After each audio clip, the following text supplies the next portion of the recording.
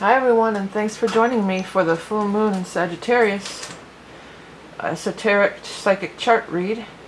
This will be occurring on May 29th at 2018 at 10:19 a.m. Eastern, but times will vary. It's at 8 degrees 10 minutes of Sagittarius opposed the Sun at 8:10. I was going to say Leo, but it's actually, of course, it's Gemini. Well, you know what? I think I'm bouncing to that Leo right away is because it's there's actually quite a few things, but okay, it's at 8. We've got the nodes at 7. We've got Venus at 11. We've got Saturn at 7. So there's quite a few big things that are coming into play here. But let's just start with the Sagittarius energy in general. You know, this is our ruler of the 9th house, and Jupiter, and it's expanding consciousness. Full moons every year at this time, you could have some like big realization, some kind of expanded consciousness, some kind of aha moment, some big awareness. It's also a higher education. See, you know, it could have something to do with that. Many people are graduating. There's lots of graduations and commencements going on, and it's, you know, it's kind of funny that it does show at the time of the full moon in Sag, because the full moon is a culmination. So if you're graduating, you've reached a culmination with your education, with your energy of your education. Here's my squirter. I needed my squirter. Gotta have my squirter nearby in this weather. Gotta mist myself here. But that's interesting that Sagittarius, full moon in Sagittarius usually will fall around, you know, sometime in Gemini, and that's when we have our graduations, our higher completion of our higher knowledge. You could take it to a much higher level. You could be completing some kind of cycle of personal growth and spiritual growth and education from a much higher plane, you know, from an esoteric level. Maybe it's not even, you know, book learning. It's just some kind of knowledge that you're receiving, you know, through whatever means, through downloads, psychic downloads and things of that nature. Because it's with the nodes, you know, it's going to be somehow aligning with our purpose here. And there would be, and when Saturn and the nodes are involved, there's always going to be some sort of karmic things going on. So a full moon could be a karmic clearing. You could really have aha moments about old bad habits, old things that have kept you down, you know, have kept you down. Philosophy and beliefs, constraints, things that have been constraints on you. This is for everybody. A lot of people, I'm doing those solstice readings, which by the way are still available. A lot of people are going through similar things in their chart. By the way, with those solstice readings, what it's kind of working out to be, I didn't really do any when I posted the information, but the solstice, when it goes 0 degrees of Cancer, it's aspecting the 0 Uranus, and it's aspecting the 1 degree Chiron. So a lot of that reading, if you decide you wanted to order it, a lot of that reading ties into how the Uranus and Aries and the Uranus and Taurus and Chiron and Aries affect your chart too. So that plays a big part in it. One more thing I wanted to say about the readings. I changed it up too with the readings. I'll get back to the chart in a second. Many people didn't like you had to have a Google account and sign in and all this crap. So now I just make them unlisted. So it's much, much easier. You don't need any special stuff. You can just go to it. But, you know, there's this shifting of this energy, and there's a chance, back to this chart, there's a chance for us to realign and be released from many constraints, especially on this full moon. This is like your higher mind. This is your mental monkey mind, the 3rd house energy, and then the 9th house is your higher mind. So you can see things from a higher perspective.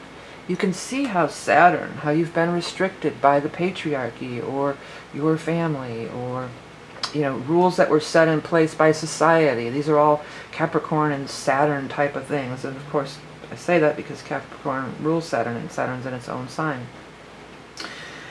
With the nodes, you could see how you could realign. You know, you could be free of some of these constraints and realign. And with the North Node in Leo, be much happier. Sag is a very happy energy too. Sagittarius is happy-go-lucky, lighthearted. Gemini too, you know. This is, with all this heavy stuff that's going on, we've got this, you know, all this big lineup in Capricorn, and, you know, there's been this heavy, we've been dealing with some heavy energy. Jupiter's in Scorpio. We've been dealing with some heavy, serious energy for quite some time. So it's a nice change, you know, if you allow it in. You know, you have to allow it in. It's like there's the what's that, the Cohen song about the crack, that's where the light comes in. That's almost what it's like. It's pouring and storming today, but then there's little peaks of sunshine. You know? It's kind of like that. This could be the little peak of sunshine that comes through, peeks through some otherwise potentially kind of darker energy that's been kind of looming and happening. So yeah, full moon in Sag, realizations, aha moments. That's where the fun is, way out. That's I love my guides sometimes, they're so funny. That's that Flintstones song, for going way out, way out. That's where the fun is, way out. The way outs. I think that was Kazoo in the future, wasn't it? The way outs. Well, maybe we can look that up later. But that's what just came through, that song, we're going way out. You could go way out, and why not? Why not go way out? Have some fun with it, because that's where the fun is, way out.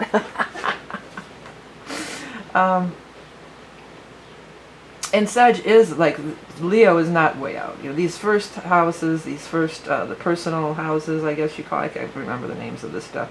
But this is more down to earth, grounded in your real life, you know, in the matrix, you know, these things. And this is when you get into these higher signs, you know, from the 7th house to the 12th, or the 7th sign through the 12th, Libra through Pisces, then you get into these higher energies, these higher forces. You look beyond, you know, this 3rd house of Gemini is just your neighborhood, your surroundings, everything you can see right in front of your face, what you say, what's real, you know, what's real in the concrete world, in your mind, in your head, what you can comprehend in your mind. You know. And I'm speaking fast because that's Gemini. You know, it's kind of real.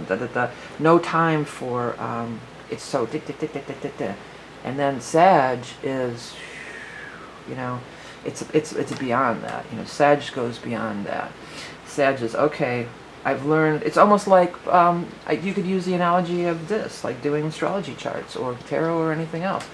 You know, you learn the math, you learn what each sign means, you learn, okay, Aries means this, this, and this, and you calculate it all in your brain, and, you know, or you learn the meaning of each tarot card in the tarot deck, and you could do a reading like that by just going, but then, Sag is you take everything you've learned, and then you put your own spin on it. You get your own downloads. It's not in the book anymore. It's coming from a higher, so I had my one friend, we used to get into it. I'd say, well, what about this? You know, I'd want to like talk metaphysics and expand upon it. She's, well, the book said, she was always about the book said, and it's like, well, somebody wrote that book. You know, it's not the, you know, the book said, you know, this, or the book said that. You know, it's a jumping off point, and then with the Sag energy, you can take it and make it your own. You can take those concepts that you learned in your book learning, in your knowledge, in your study, in your mind, and you can expand with that knowledge, expand upon it even further, and go a little bit beyond, you know. The same with astrology. I used to run into that in astrologers at the fairs, you know. I would say, well, maybe it's this. We'd be talking about some big aspect coming on. I go, well, maybe this could happen. Oh, no, that doesn't rule that. That, you know, it's just like cut and dry. Only what I could comprehend in my monkey mind. Well, there's a whole world out there that we know nothing about. And the minute you stop learning, because this is learning, this is higher learning. You know, the minute you stop learning, you know, just like shoot me now, you know, you're done. You know, if you have to say, well, it's this, or, you know, it's this and that's that, you know, case closed, you know. Well, it's never closed. We live, I say this all the time, we live in this expanding universe. And so our knowledge of things, our understanding, our spiritual growth, everything is always expanding, and that's very much part of that Sagittarius and that 9th house energy. It also rules foreign travels and traveling and foreign travels. This is traveling around your neighborhood you were born in, and this is long distance travel. And part of that long distance travel is being introduced to other cultures, you know. Everything that goes on in your neighborhood and on your block is, you know, there's a whole wide world out there to explore. And that's the Sag is kind of the explorer too. Explorer of consciousness, explorer of locations in the world, and you know, Sag is a really cool energy. And Sag doesn't have the need to, you know, see, I told you, Sag knows a lot more. Sag is open to a lot more Sag energy. Jupiter expanding. Jupiter's the ruler of it. But they don't have the need to say, no, no, no, blah, blah, blah. They're just like, okay, yeah, that's cool. You can believe what you want to believe. They're not out to prove a point to you, where sometimes these lower energies can be. They got to win the argument. They got to prove their point. Yeah, Sag is like, okay, here's your, you know, here's what I believe, and you don't have to, whatever, you know, onward, upward and onward, you know, to the next phase. Mars is opposing, and Mars is in with the South Node too. Yeah, at the time of that, that's another thing I look at in the solstice reading. At the time of that solstice, we have Venus conjunct the North Node and Mars conjunct the South Node. So for everybody, there's going to be love and passion and destiny tied into this solstice coming up. And again, if you want to order that reading, you can do so. Mars is squaring Uranus. Yeah. That's been this ongoing thing, and, you know, I've definitely been feeling it. And Mars is in Aquarius. That's the ruler of Uranus. And, oh no, Aries is not in Aries. I was going to say it's a mutual reception, but it is not. I don't want to get too deep in astrology. But see, Aquarius is the ruler of Uranus. That's what I'm talking about. And Mars is in there, and it's aspecting it. So Mars doesn't, you know, Mars is, it's kind of like a loose cannon, you know. Uranus is very much a higher energy too. It's outer space, it's expanded, it's humanity as a whole, and Aries is me, me, me. It's me, myself, and I, and Uranus is all of humanity. It's very similar to what I was just talking about, this lower vibration of the Mars Aries, because I'm saying Mars Aries because, if you're not familiar, Mars rules Aries. So this Mars Arian energy is so, you know, warlike and aggressive, and I want what I want, and give me it now, and I'm going to take it from you. And Aquarius is just like, ooh. Aquarius definitely is floating in the ethers, you know, it's definitely up in this higher realm. And I always say how this reminds me of electricity, because it does, you know. It rules electricity. It rules outer space, all this stuff. And Mars, excuse me. I just need a drink of water, sorry. But what I was talking about, it's almost like that's a little bit too much for Mars to handle, you know. Mars can't really, Aries is the baby, you know, it's the baby, it's a newborn baby. And that energy, I'm not trying to put anybody down, that energy is so useful in many ways, you know. It's the forerunner, they go charging in, you know. They don't, you know, it's new beginnings, it's birth. That energy is absolutely needed. But in the sign of Aquarius, it's almost like giving the car keys to a child, you know. Maybe this Aquarian energy, it could be a little reckless, you know.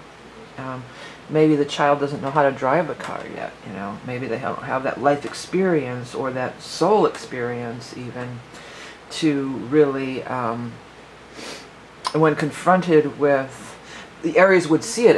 I was going to say confronted is the wrong word, but Aries might see it as the Aries energy, the Mars. I should just say Mars energy. I don't want Aries getting pissed off at me out there, because I'm not trying to piss anybody off.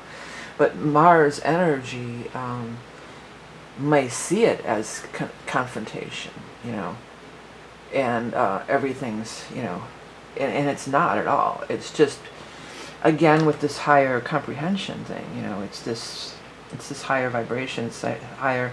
So there's like this higher, lower kind of energy going on here. And they don't like it. They don't like that vibration. They don't, even though it's air and fire, and air feeds fire, and then overall that's compatible and everything, it doesn't, I don't think it bodes well. It could make them, you know, it's like, it could be like throwing a stick of dynamite in the campfire or something. That's what I'm seeing. Or I'm seeing like a campfire, like that's Mars, Aries energy, fire. a nice campfire that keeps you warm, and there's warmth coming from it, and it makes you feel good, and it's alive and vital and warmth. And then you throw that Uranus in there, and it's like, or whatever. It's like the whole thing is just, you know, blown up. Or I don't know if it's sticking. I don't know what they're throwing in there, what's being going on, but that's the way I'm seeing it. You know, it can ruffle the feathers of the calm fire of the Mars Aries energy, which has lots of value. You know, we eat, we need fire for food and warmth, and it's not saying that the fire is bad, but, you know, it can be crazy. You know, it can get a little crazy. Sound effects and everything. And Jupiter squares, so Jupiter trine Neptune still. Yeah, that's been going on. That's been going on. And Venus is coming in. It actually is in orb. I didn't catch that. Yeah, we've got this grand trine in water, and that's pretty nice. That's very nice. And that also, that lends itself to some nice calm energy, some peaceful energy. Venus in Cancer is very nurturing, loving.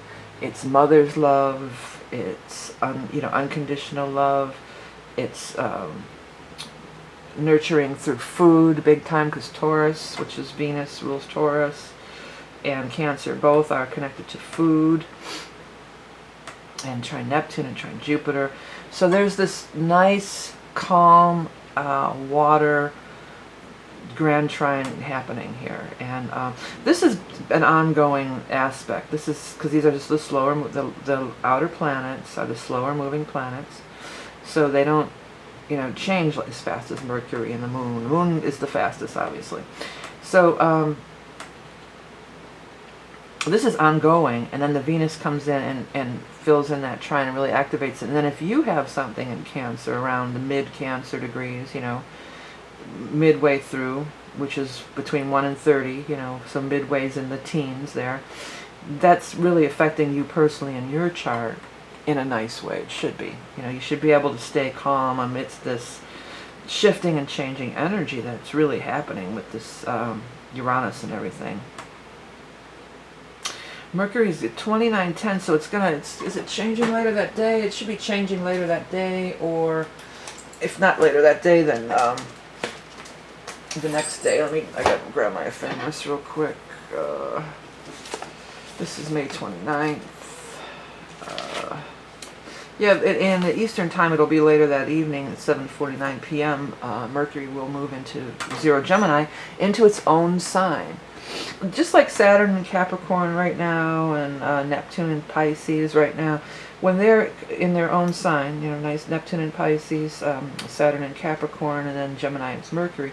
When the planet is in its own sign, there's a word for it. It's not exalted. There's these words for it. I don't know what it is, but basically it's very empowered. I know what it is. I just can't think of it right now. It's very empowered. It's very at home, comfortable. It's in its home base. It's, you know, so it's a nice place for it to be. So Mercury is going to be happier in Gemini, and it's going to join the Sun in Gemini, and that'll be nice, you know. So that'll be a good time for communication, expressing your ideas, verbalizing. Because here's the thing, you know, with these higher forces and everything we're talking about, it's kind of all out there. You know, there has to be a way to pull it down into the earth, like through Aries or through Gemini, to speak it out, you know. It's not, yeah, it's great to have ideals and everything, and be in dreamland and philosophy and, you know, lost in your thoughts, but we are here in an earthly incarnation. There's value in these lower signs. We need that. We need that energy to pull us down into the earth and be in the earth plane, you know. You know, in addition, I don't know if somebody said this in the comments, or I don't know if I was talking to somebody, but I was talking last time, and I'm still feeling a little edgy with this Uranus in Taurus. I'm still not quite over, and I think it could be the Mars square is adding to it. But somebody was saying that there's something going on, or I may have heard it on a video, or I'm not sure where I heard it. But anyways, there's something going on with the sun, I think. If it's solar flares, or there's some kind of other, there's actual scientific stuff that's going on, that it's sending out pulsations or something. If anybody knows, you might want to leave in the comments. So this is affecting a lot of people, and I got a lot of comments last time about that. Yeah, I'm feeling that too. Alright, what else is going on anyway? Mars trine the Sun. Well, Mars is trining the Sun too. That's nice. Yeah, it's a loose trine. It'll be actually a little bit before then, and Mercury will come up and trine that Mars. You know, with that, you could definitely hear, everyone could hear from people from your past because it's so close to the South Node here. And the Sun trine the South Node. In Gemini or Mercury, you know, Mercury's energy. So it's talking, speaking, writing, texting, emailing, messaging, you know. And with the South Node, you know, it could be from the past. With Mars, it could be somebody that you had an issue with. It could be somebody that really you got in a big fight with or something, you know. Yeah, or you thought you hated them or whatever, you know, or a scorned lover with Mars because it's passion. It could be some of that energy. You might be hearing from them with this Gemini. Some people might. Uranus squared Mars, Jupiter trine Neptune, Jupiter square Ascendant, Sun, Moon trine the North Node. Yeah, this North Node in Leo, we don't have much more time with this North Node in Leo because the nodes move for the most part backwards. Just like most of the planets move forward mostly, and then they go a little bit retrograde and they move forward again. The node moves backwards, backwards, backwards, and occasionally it'll go forward and it goes backwards. It's moving the opposite around the wheel. When everything else is moving this way, nodes are moving that way. So we're not going to have that much time left. We've only got 7 degrees. I think it's in the fall that the node changes into Cancer. I'm actually having a nodal return at that time. My node is 29 Cancer. So I'm going to have sometimes it's 0 Leo, but sometimes it's like that true mean thing. But I always go with the 29 Cancer. I think that's the true node. But it's not going to be there much longer. So this node in Leo, I'm just going to let you guys know when that is. I'd like to know too because I never pay attention to my own dang chart. Oh, it's actually November 7th or so. Maybe 6th or 7th that the node will go into Cancer. So for the rest of this summer, we've got this North Node in Cancer. North Node in Leo. And so it's like, let's have some fun. The North Node is always the way out of all the drama and out of the tension and out of the problems. How do we get to the North Node? How do we get out of this mess? Or if it's difficult, how do we these squares and these tension and all this Capricorn heavy energy and everything? Well, look to the North Node. North Node in Leo, let's have some fun. Let's be lighthearted. Let's laugh it off. Let's fall in love. 5th house, and Venus is going to be up there at that solstice. Let's fall in love. Let's hang out with children. Because children are, let's be childlike. Not childish in the way of being, immature and ridiculous, some people behaviors, but childlike, like the Fool in the tarot. Let me pull out the Fool. I have my mini Rider-Waite here. Let's take a look at the Fool, because I feel like the Fool, it's not attached to Leo, I don't believe, but I always think of it kind of as Leo. You could even think of it as Aries too, because it's a new beginning.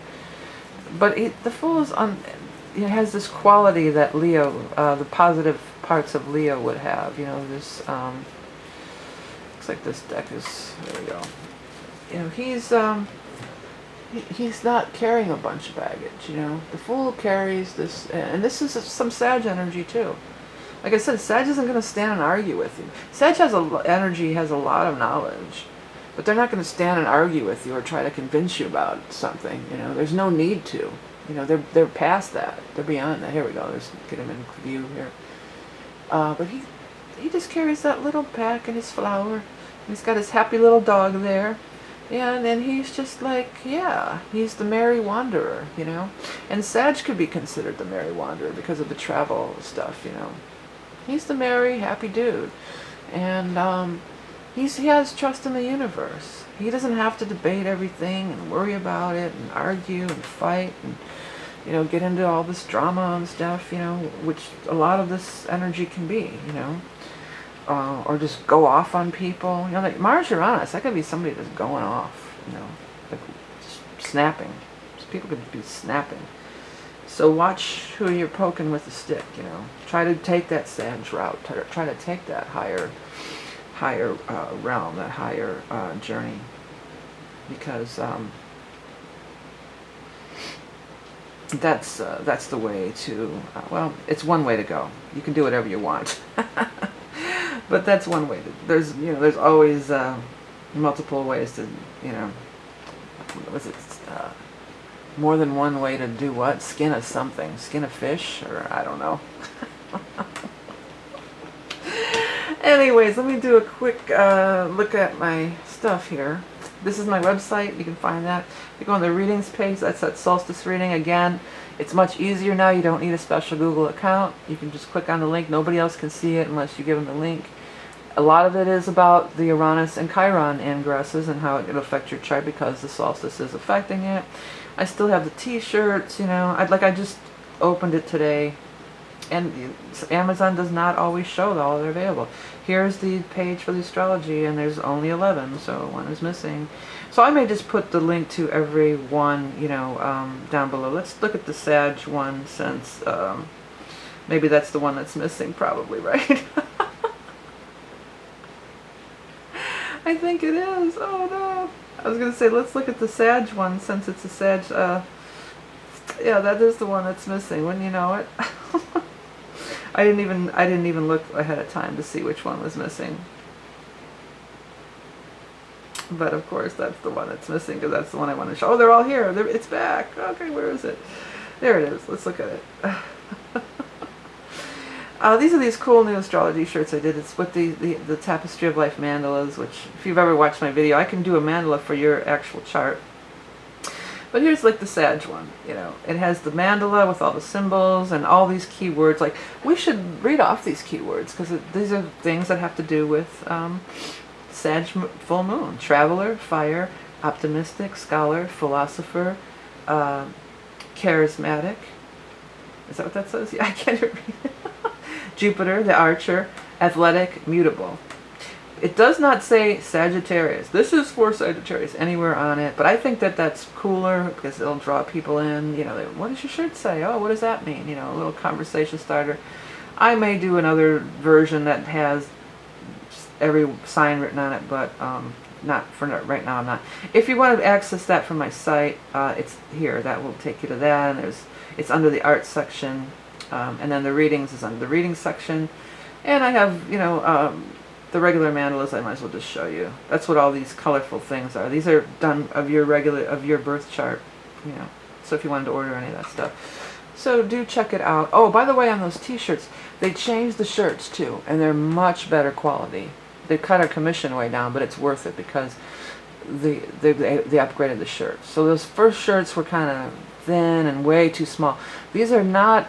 They may be a little small, but not like the other ones, but they're much better quality. They're nice stickers, they have like a cottony feel, and they're much, much better quality. So if you ordered a shirt from them before and thought, oh, this shirt kind of sucks, they've upgraded that. But back to our full moon and Sag. Yeah, I do appreciate you guys ordering all that stuff. That really helps me out. And the readings too. That solstice reading will be available till about the end of June, and then it'll be taken down at that time. Yeah, so we want to, it's really about going to that higher level. It's really about not letting this stuff's going on. This stuff is going on. There's a stuff, Pluto and Saturn and Capricorn aren't going anywhere anytime soon. It's going to be years till that moves on. So this harsh, kind of controlling, strong-arming, I'm the boss energy and squaring up with this Aries, this Chiron's not going anywhere, that's because this is going to be happening. So we could be like, oh my God, it's horrible, I can't, blah, blah, blah. I'm the victim of this, the patriarchy, and I'm the victim of this and that, and I have no control over anything. Well, you have control over your higher mind. Oh, I just thought of something. My great-grandfather, it was passed through our family. My great-grandfather was highly educated. Recently found out he was Polish, but we always thought he was Russian. But he was involved with the Romanovs and the Tsars and that. He was a high-ranking person in that Russian whatever empire before the Bolsheviks and everything caved down. And then he lost everything. He could speak like 7 languages. He was very educated, and he was, I guess sort of like an aristocrat, and then he just lost everything, fled, came to America, lived in poverty, was horrible. The rest of his life was pretty horrible. But he used to always say, they can take everything away from you, but they can't take what you have in your mind and your knowledge. And, you know, so, you know, that could be, you know, these things are happening, but you still can escape through books. This is Libra's books, but it's, you know, reading through books, through exploring of consciousness, through higher mind. I think with Sag, you know, maybe a key sentence would be like, take the high road. Because that's definitely a Sag thing. Be like the Fool. Fool's not worried about who's arguing with who or what's going on with this and that. You know, it's just like, I'm going to be sovereign in my spiritual growth, my, you know, my path in life. And then you've got this nice water grand trine to kind of kick it, you know, kick it along there. I don't know if it's kicking it along, but, you know, it helps. It helps counteract some of this other energy. Let's put it that way. Okay. Alright, so hey everybody, thanks so much for tuning in. Don't forget about that solstice reading. Again, it encompasses more than the solstice. We're going to go into how Uranus and Chiron changing the sign affects your chart personally, and a few other things. Check out the t-shirts, check out the other readings that I have, and everything on my website. Thanks for liking, sharing, commenting. All of that contributes to me continuing to do the free readings every month. Remember that you are love and beauty incarnate. Have a great, I was going to say solstice because I've been saying that so much, but it's actually the full moon in Sagittarius. And I'll speak to you soon.